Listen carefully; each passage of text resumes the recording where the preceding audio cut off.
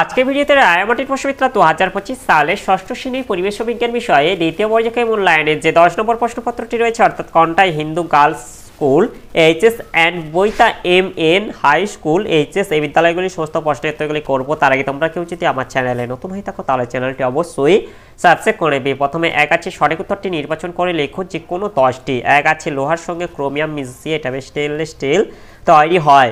2 প্রমাণ মিটারের দণ্ডটিতে ইরিডিয়াম ও প্লাটিনামের অনুপাত হলো এটা 9:1। এরপরে 3 একই গভীরতায় গ্লিসারিন অপেক্ষা জলের চাপ কম। এরপরে 4 অমিল শব্দটি খুঁজে বার করো, এটা চুনাপথর হবে অমিল। এরপর 5 ফুসফুস থেকে O2 যুক্ত রক্ত এসে পৌঁছার হৃৎপিণ্ডে এটা বাম অলিন্দে। এরপরে 6 একক ক্ষেত্রফলের ওপর প্রযুক্ত বলই হলো এটা চাপ। এরপরে 7 বক্সাইট থেকে পাওয়া যায় অ্যালুমিনিয়াম।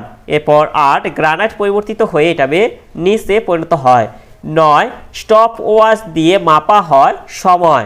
10 চাপ সমান রেখে ক্ষেত্রফল বাড়ালে বলের পরিমাণ বাড়ে। এরপরে 11 রক্তের জীবাণুনাশক উপাদানটি হলো এটা শ্বেত রক্ত কণিকা। এরপর 2 থেকে আছে শূন্যস্থান পূরণ করো। 1 আছে উদ্ভিদের বৃদ্ধি পরিমাপক যন্ত্রটি হলো আর অক্সিনোমিটার। 2 তামা ও টিন মিশিয়ে ব্রোঞ্জ সংকর ধাতু তৈরি হয়।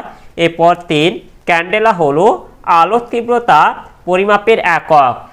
4 সবুজ উদ্ভিদ সৌরশক্তিকে রাসায়নিক শক্তিতে পরিবর্তিত করে। এরপরে 5 এটা টেন্ডন পেশিকে অস্থির সঙ্গে যুক্ত রাখে। এরপরে 3 এর আগে আছে বাম স্তম্ভের সঙ্গে ডান স্তম্ভ মেলাও। বাম স্তম্ভ 1 আছে জীবাশ্ম জ্বালানি, এটা হবে কয়লা। এরপর 2 আছে ক্লোম শাখা, এটা হবে ফুসফুস। এরপর 3 আছে সবুজ উদ্ভিদ, এটা হবে উৎপাদক। এরপরে 4 থেকে আছে একটি বাক্যে উত্তর দাও যে কোনো দুটি। 1 আছে তামার প্রধান আকরিকের নাম, এটা কপার গ্লাস। এরপর 2 আছে আন্তর্জাতিক এসআই একক তৈরি হয় কত সালে, এটা 1960 সালে। এরপর 3 আছে একজন পূর্ণবয়স্ক মানুষের শরীরে কয়টি হাড় থাকে, এটা 206টি। এরপর 5 আছে নিচের প্রশ্নগুলি সংক্ষিপ্ত উত্তর দাও যে কোনো 5টি। 1 আছে জীবাশ্ম বা ফসিল কাকে বলে, এর উত্তরটি হলো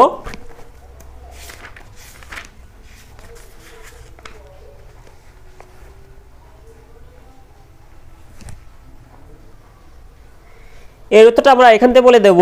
পাললিক শিলার বিভিন্ন স্তরে আবদ্ধ হয়ে থাকা উদ্ভিদ ও প্রাণীর দেহাবশেষ বা প্রস্তুরীভূত রূপকে জীবাশ্ম বা ফসিল বলা হয়। এরপরে 2 আছে পেট্রোলিয়াম শোধন করা দরকার হয় কেন, এর উত্তরটি হলো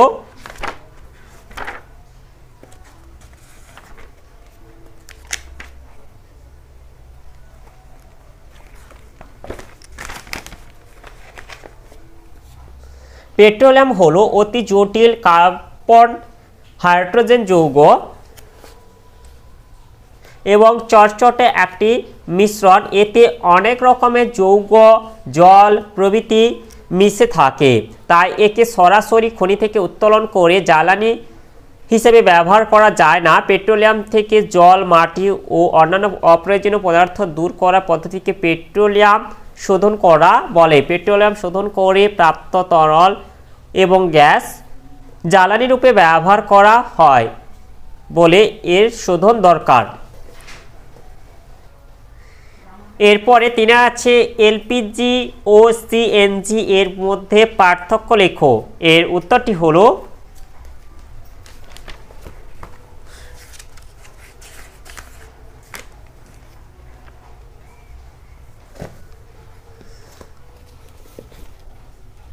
এলপিজি সিএনজি। 1 হচ্ছে পুরো কথা, এলপিজির পুরো কথা লিকুইফাইড পেট্রোলিয়াম গ্যাস, আর সিএনজির পুরো কথা হলো কম্প্রেসড ন্যাচারাল গ্যাস।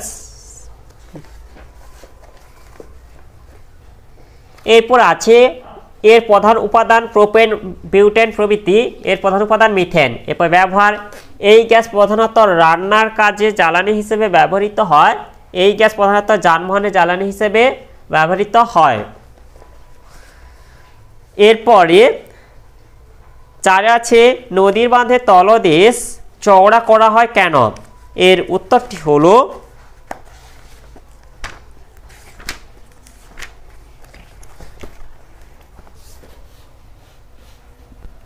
আমরা জানি তরলের পার্শ্বচাপ আছে। তরলের পার্শ্বচাপ তরলের গভীরতার ওপর নির্ভর করে, অর্থাৎ তরলে যত গভীরে যাওয়া যায় তরলের পার্শ্বচাপ তত বাড়ে। বাঁধের নিচের দিকে গভীরতা বেশি, ফলে জলের পার্শ্বচাপও বেশি। ওপরের গভীরতা কম, তাই পার্শ্বচাপও কম। ফলে নদীর গভীরতা প্রবল চাপে সহজে যাতে বাঁধ না ভেঙে যায়, তাই বাঁধের তলদেশ উপরের অংশের তুলনায় চওড়া বা মোটা করা হয়। এরপরে 5 আছে মেয়েদের এবং ছেলেদের শারীরিক বৃদ্ধির গতি থেমে যায় কত বছর বয়সে? এটা মেয়েদের হচ্ছে 17 থেকে 18 বছর বয়সে, আর ছেলেদের হচ্ছে 21 বছর বয়সে শারীরিক বৃদ্ধির গতি থেমে যায়। এরপরে 6 আছে সিজিএস পদ্ধতি ও এসআইতে বলের একক লেখো। সিজিএস পদ্ধতিতে হলো ডাইন, আর এসআই পদ্ধতিতে বলের একক হলো নিউটন। এরপরে 7 আছে ঘর্ষণের ফলে বস্তুর ক্ষয় হয়, উদাহরণের সাহায্যে বোঝাও। এর উত্তরটি হলো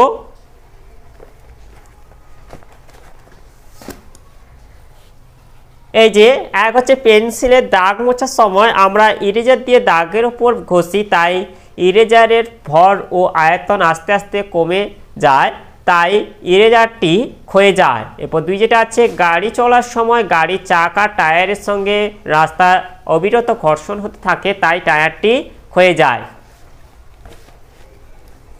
এরপরে 6 আছে নিচের প্রশ্নগুলি যথাযথ উত্তর দাও। 1 আছে স্থিতিশক্তি ও গতিশক্তিকে একত্রে কি বলে? এটা হবে যান্ত্রিক শক্তি। এরপর আছে লিন্ডেম্যানের 10% সূত্রটি লেখো। এর উত্তরটি হলো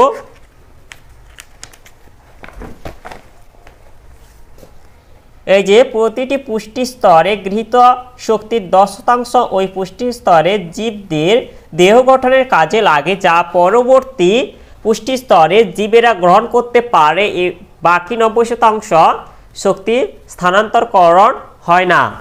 এরপরে 2 আছে সাধারণ তুলার সাহায্যে বস্তুর কি পরিমাপ করা হয়? বস্তুর ভর। আর এরপর যেটা আছে আন্তর্জাতিক প্রমাণ মিটার কাকে বলে? এর উত্তরটি হলো ফ্রান্সের প্যারিস শহরে 1889 খ্রিস্টাব্দে international bureau of weights measures নামক সংস্থায় 0 ডিগ্রি তাপমাত্রায় রাখা প্লাটিনাম ও ইরিডিয়ামের সংকর ধাতু তৈরি একটি দণ্ডের দুপ্রান্তের মাঝের দূরত্বকে আন্তর্জাতিক প্রমাণ মিটার বা প্রমাণ 1 মিটার বলে।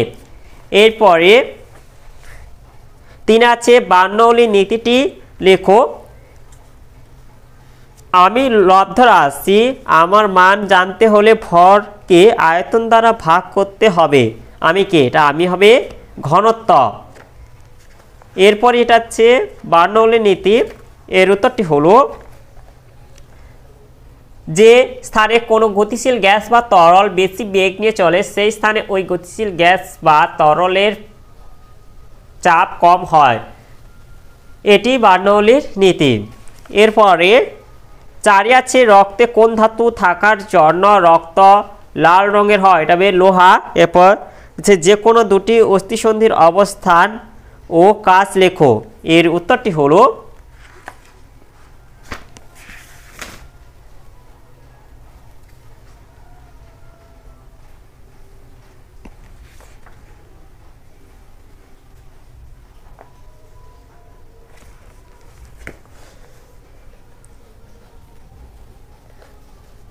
এই যে অস্থিসন্ধিগুলো বলেছে, যেগুলো হচ্ছে যেমন হচ্ছে সচল অস্থিসন্ধিগুলোর মধ্যে বলছি।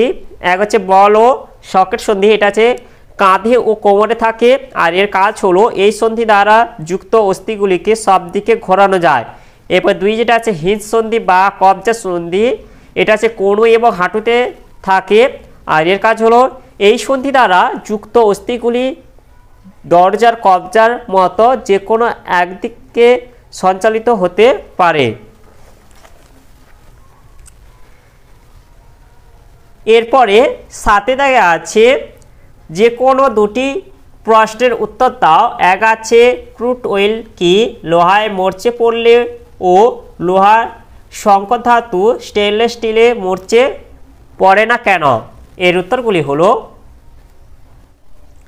ভূগর্ভের শিলাস্তর থেকে যে তেল উত্তোলন করা হয় তা ঘন, ভারী ও অপ্রয়োজনীয় পদার্থযুক্ত থাকে, একে ক্রুড অয়েল বা অপরিশোধিত তেল বলে। এর পরের প্রশ্নোত্তরটি আমি বলে দিচ্ছি, তোমরা লিখে নাও। লোহায় জল লাগলে তার দ্রুত রাসায়নিক বিক্রিয়া ঘটে যৌগ সৃষ্টি করে ফলে মরচে পড়ে, কিন্তু লোহার সঙ্গে ক্রোমিয়াম মিশিয়ে স্টেনলেস স্টিল তৈরি করলে তার রাসায়নিক বিক্রিয়া করে যৌগ গঠনের ক্ষমতা অনেক কমে যায়। তাই স্টেনলেস স্টিলে তৈরি যে কোনো জিনিসে মরচে পড়ে না। এরপরে 2 যেটা আছে, একটি প্লাস্টিকের পাতলা স্কেল মাটিতে পড়ে গেলে সেটি তুলতে অসুবিধা হয় কেন? এর উত্তরটি হলো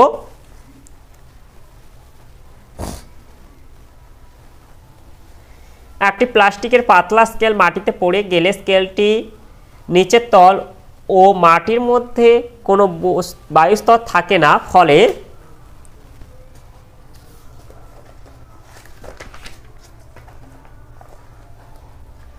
স্কেলটি নিচের তলে বায়ু কোনো ঊর্ধ্বমুখী চাপ প্রয়োগ করতে পারে না, কিন্তু স্কেলটির উপরের তলে বায়ু প্রবল নিম্নমুখী চাপ প্রয়োগ করে, ফলে স্কেলটিকে টেনে তুলতে সেটি ওজন ছাড়াও বায়ুচাপজনিত এই বলকে অতিক্রম করতে হয়। এছাড়াও পাতলা স্কেলের বেধ কম হয়, সেটি ভূমিতলের সঙ্গে চেপে বসে থাকে, তাই সেটিকে চাপ দিয়ে মাটি থেকে তুলতে অসুবিধা হয়।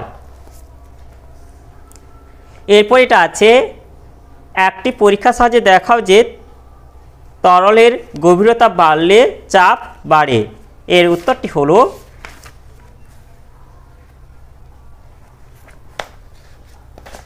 এই যে এই চিত্রটা করে দিতে হবে, এটা হচ্ছে এই পরীক্ষাটা করে দিতে হবে। এই যে উপকরণ একটি খোলা, একমুখ খোলা একটি পাত্র, এরপর যেটা আছে জল, এরপর এটা আছে মোটা পেরেক, এরপরে আছে কর্কের ছিপি, এরপরে আছে অনুভূমিক টেবিল। পরীক্ষা, একমুখ খোলা একটি পাত্র নিয়ে তার গায়ে, ওপরে, মাঝে এবং নিচে 3টি ফুটো করা হলো। ছিদ্রগুলিকে কর্কের ছিপি দিয়ে বন্ধ করা হলো। এবার অনুভূমিক টেবিলের উপর পাত্রটিকে রেখে জল ঢেলে ভর্তি করা হলো। এরপর 3টি ছিপিকে একসঙ্গে খুলে দেওয়া হলো।